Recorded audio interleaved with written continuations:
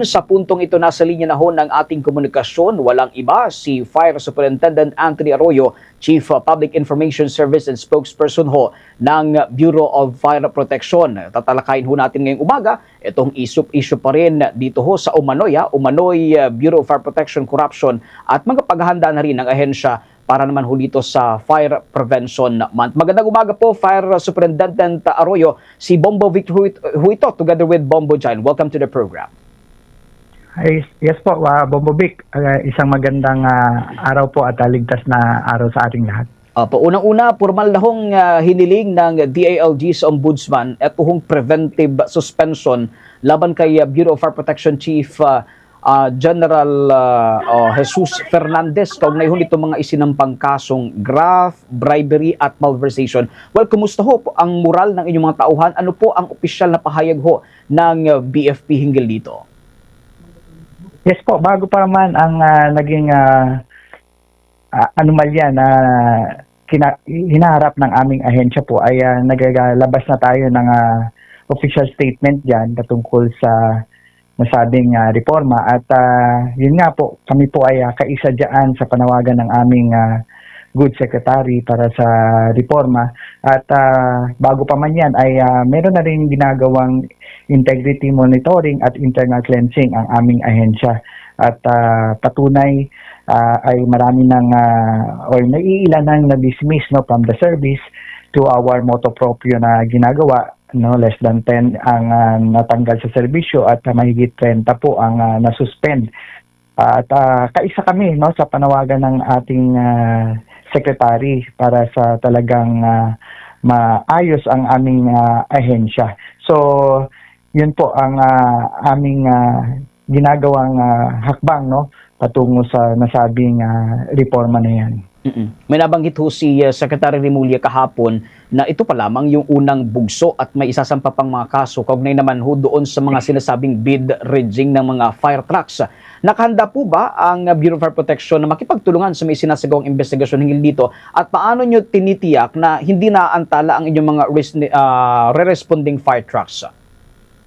Yes po, at nabanggit nga namin na yung BFP po ay talagang stand as one reform para sa future ng aming ahensya nga in the service po to the Filipino people. Kami po ay matagal na nakikipagtulungan sa mga iba pang ahensya na nagkakandak ng investigasyon, particular na yung PNP.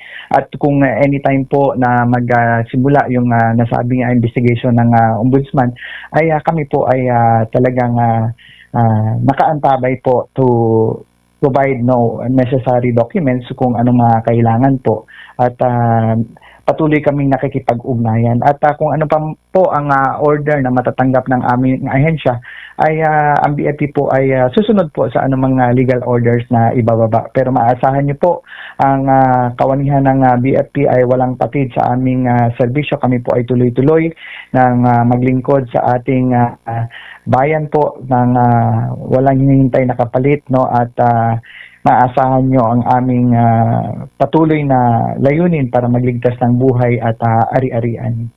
Fire Superintendent Arroyo, may isa pa hong nababanggit dito sa Secretary Remulla. Well, isa nga ho doon sa pinakamabigat na pahayag ho ng kalihim, itong pagkakaroon umano ng ecosystem of corruption nga sa loob ng inyong ahensya. And ayon ho sa kay Secretary, may mga tauhan na nagbabayad para makapasok at binabawi nga ito sa pamamagitan ho ng pamimilit sa mga negosyante na bumili nito mga overpriced na mga fire extinguisher.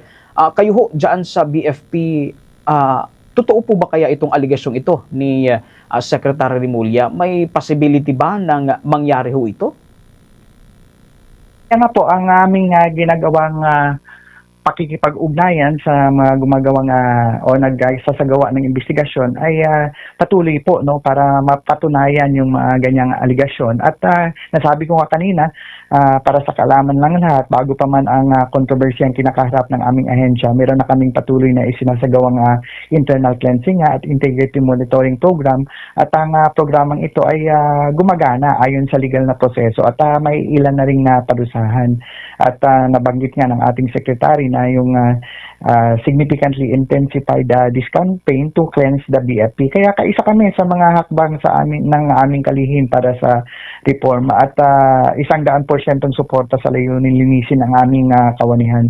Sa katunayan, ang BFP ay patuloy nga na nakipag-ugnayan sa mga nasabing iba pang ahensya, particular na ang PNP, Ombudsman, at maliban dyan yung aming ginagawang investigasyon na natanggap namin sa aming BFP reklamo portal o platform at iba pang complaints sa mga 8888. No? So, they have been more than 200 complaints at more than 90 pending and ongoing cases po at nabanggit ko na rin kanina, less than 10 ang na-dismiss from the service, more than 30 suspended at more than 20 reprimanded. So at dahil yung iba rin sa lack of merit sa case, ang mga more than 20 ang case dismissed. So ito ay patunay that we are stepping up the campaign against corruption sa aming hanay. Well, maganda hong marinig mula ho sa pamunuan ng BFP na handa ho ang inyong ahensya na makipagtulungan sa isasagawang investigasyon hinggil ho dito sa mga aparatang na ibinabato ho sa BFP. Anyway, may katanungan rin po dito ang aking katandem, si Bombajay. Bombajay. Sir, on a lighter note, since nasa kalagitnaan na tayo ng Fire Prevention Month, you have your new time response when it comes sa pagresponde and pag-dispatch. How will it work, sir, dito sa National Capital Region and even doon yun sa provinces, sir?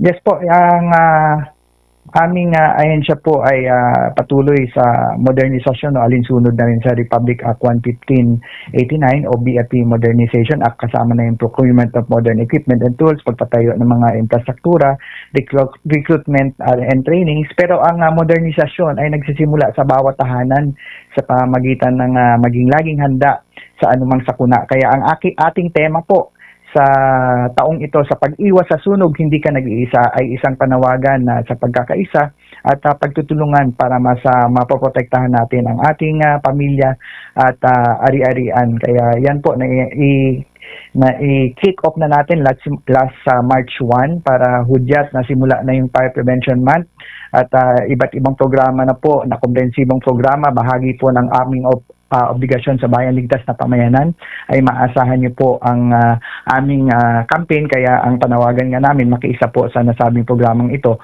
Although ang aming fire prevention campaign naman ay buong taon, pero dahil nga sa paggunita ng proclamation na number 115-A, yung gunita nga ng Marso bilang fire prevention month, ito po ay talagang intensified program po ang ginagawa natin sa buong Marso. Kaya ang ating yung obligasyon sa bayan para sa ligtas na pamayanan ay hindi lamang programa ng BFP. Ito po ay talagang kasunduan natin na bawat tahanan ay ligtas at walang pamilyang maiiwan sa gitna ng anumang sakuna. And you have 5 minutes, sir, sa inyong time response sa pagresponde nga doon sa mga nagkakaroon ng sunog. Ano yung mga challenges na nakikita nyo dito, sir? Lalo na yung mga kapag dumadaan kayo, inahaharang, not just yung inyong fire trucks as well as yung mga emergency services natin. Ano yung mga nakikita nyong challenges dito, sir? Yes po, linawin ko lang yung ating 5 minutes response kasama na yung pag-dispatch dyan at makaresponde sa mga nangangailangan sa aming hanay po. Hindi lang po sunog yan, iba pang mga responde sa mga disaster, sakuna at emergency medical services at gayon din kahit yung mga simpleng vehicular accident. So, 5 minuto po ang ating goal po within Metro Manila. However, outside of Metro Manila, dahil nga medyo mas malalayo ang distansya ng mga stasyon sa isa't isa, outside of the National Capital Region or yung mga remote provinces sa ibang riyon, ay 7 minutes naman po. Kaya huwag kalimutan yung 911, na tumawag agad sa 911. So dito sa Metro Manila, madalas ang aming challenges nga yung mga traffic o di kaya yung mga pagharang sa aming mga responding unit. Kaya yung anumang alintala sa aming pagresponde ay ituturing natin na talagang banta sa kaligtasan ng publiko kasi buhay at ari-arian ay nakasalalay. Kaya yun po ang aming pakiusap para makarating kami within 5 minutes dito sa Metro Manila or outside of Metro Manila yung 7-minute response time namin ay wag harangan yung aming mga partak at magbigay daan sa lahat ng emergency unit namin. Not only sa partak, no, sa mga ambulances at iba pang mga responding units namin. Pero ano naman yung mangyayari, sir, if hindi po na-meet itong 5 minutes na pag-responde and pag-dispatch niyo? So madalas naman po pinapa-explain natin yung yung concern station po kung ano ang na-encounter nila na dahilan, no, kasi may mga incidente or isolated cases din talaga. So halimbawa, talagang walang madaanan yung mga fire truck dahil sobrang heavy ang traffic flow.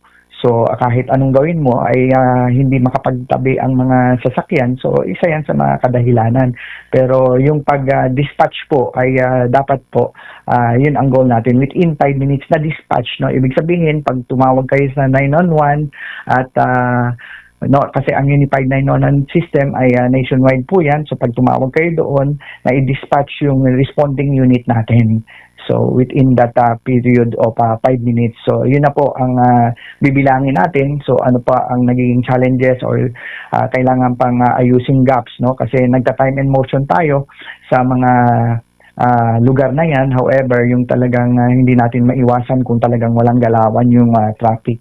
So mga halimbawa na ganyan, pinapa-explain natin kung ano ang kadahilanan para malaman din natin, maimbestigahan natin ng maayos.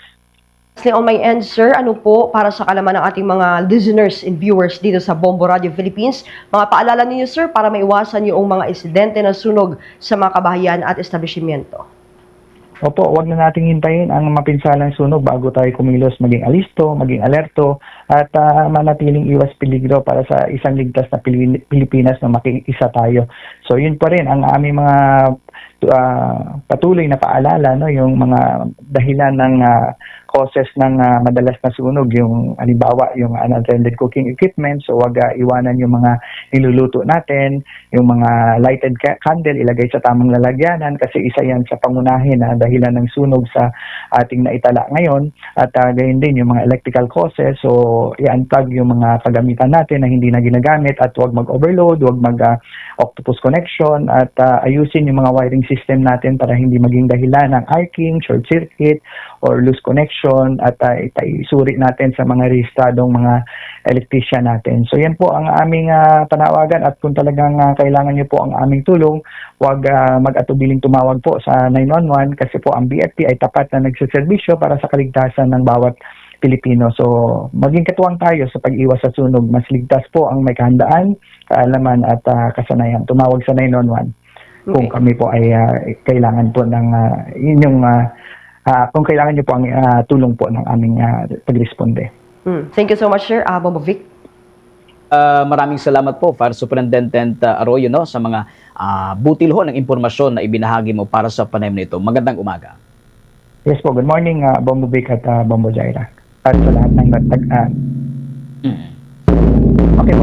Mga Kabombot Caster Nation, nakapanayam natin walang iba si Fire Superintendent Antonio Arroyo, ang Chief and Public Information Service spokesperson na rin ng Bureau of Fire Protection. For the most trusted source of news and information, visit our website at www.bomboradio.com. Follow us on Bombo Radio mobile app, Facebook, YouTube, TikTok, and X, formerly Twitter. Like, share, and stay connected. Anytime, anywhere.